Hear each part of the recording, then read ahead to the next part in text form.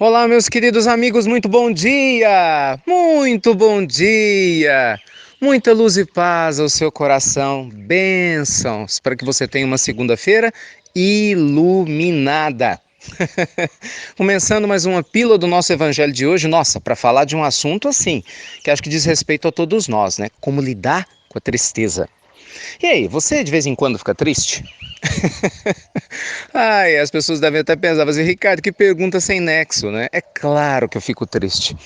Gente, a tristeza ela faz parte das emoções básicas que todo ser humano sente, se ele é emocionalmente saudável. Né? Muita gente diz assim: eu não quero sentir tristeza. Mas a tristeza, ao ser sentida com sabedoria, é uma grande chave para o crescimento emocional. Aliás, tem um filme que ganhou até o Oscar recentemente, que eu recomendo muito que vocês assistam, inclusive com seus filhos. É uma animação, a me falha a memória, acho que é da Pixar, chamado Divertidamente, que mostra as emoções básicas funcionando na mente humana e como a tristeza ela é útil quando é vivenciada de uma maneira sábia. Bem, o que acontece conosco? Nós sabemos que nem sempre as coisas vão sair do jeito que a gente deseja, é ou não é? Então a gente sempre vai ter que aprender a lidar com frustrações. Então vai ter momento que as pessoas que você ama vão te decepcionar, que expectativas que você vai criar não vão ser atendidas. Né? Às vezes a gente está triste com um problema afetivo, um problema físico. Às vezes a nossa tristeza se dá por falta de dinheiro, problema de saúde de outras pessoas. São inúmeros, né, os motivos que podem nos levar a vivenciarmos instantes de tristeza. Mas a grande questão está aí. A chave está não é em não querer ficar triste, né? A chave está em se permitir ficar mais tempo na tristeza do que a gente necessita. Gente, esse é o grande ponto.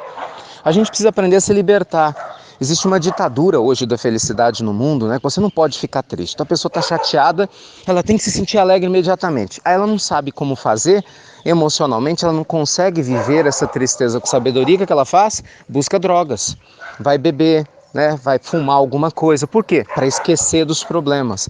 E na verdade, só os aumenta. A sabedoria, meus amigos, está em passar sim com sabedoria pela tristeza. Ontem à noite, na nossa palestra pelo Facebook, eu recomendo, se você não assistiu, que você assista. Nós falamos muito sobre o luto, as fases do luto, né, para vencer as perdas, superar as dificuldades, porque isso é muito importante. Porque ninguém vai ser feliz todos os dias. Jesus ficou triste. Nós vamos encontrar o nosso mestre amado e querido em momentos de tristeza, porque isso faz parte da vida humana. O importante é não se entregar à tristeza, não é? É aprender o que a gente tem que aprender com ela e seguir caminhando.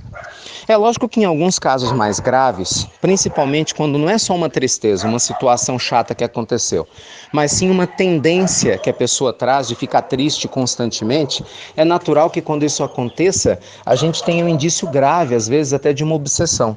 Né, que é uma perturbação espiritual, emocional, que afeta diretamente o sistema nervoso daquele que se sente obsidiado. E aí, mais do que nunca, além do acompanhamento de um psicólogo, de um psiquiatra, né, para te orientar na Terra, é fundamental um acompanhamento dentro do âmbito espiritual. Não custa nada lembrar que hoje a Associação Médico Espírita do Brasil conta com milhares, né, de profissionais da área da saúde sérios, pesquisadores, têm demonstrado como a terapêutica espiritual, junto com a terapêutica terrena, ou seja, o tratamento com os médicos da Terra, junto com o desenvolvimento, né, da terapêutica espírita e espiritual, que é as palestras, a fluidoterapia, o evangelho no lar, como isso potencializa a cura do paciente, por exemplo, que tem transtorno afetivo bipolar. Sabe essas pessoas que oscilam de humor o tempo todo?